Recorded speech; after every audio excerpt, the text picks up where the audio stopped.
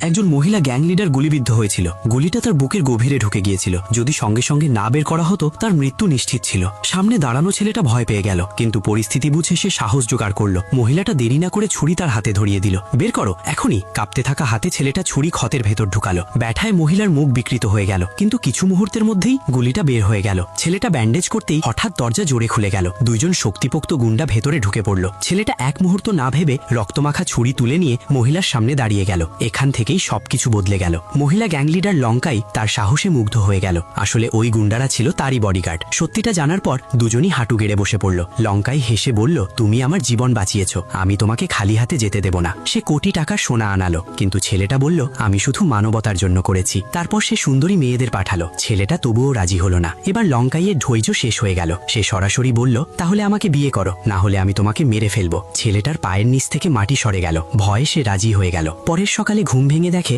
সামনে সারি সারি চাকর রাজকীয় নাস্তা সাজিয়ে রেখেছে। সে ভয় পেয়ে সুযোগ বুঝে পালিয়ে গেল। বাড়ি ফিরে তার বোবা বোন তাকে দেখল। তার গলায় দাগ দেখে ভয় পেয়ে গেল, কিন্তু ছেলেটা হেসে বলল, মশা কামড়েছে। সে জানতো না লঙ্কাই ইতিমধ্যেই তার বাড়ির পথে। ঠিক তখনই কিছু গুন্ডা ঘরে ঢুকে পড়ল। এই এলাকা আমাদের, ট্যাক্স দিতে হবে। ছেলেটা না করে দিল, কিন্তু তাদের নজর পড়ল তার বোনের দিকে। তারা তাকে ধরতে যাচ্ছিল। ঠিক তখনই দরজা ধারাম করে খুলে গেল। ভেতরে ঢুকলো লঙ্কাই। তার চোখে আগুন জ্বলছে।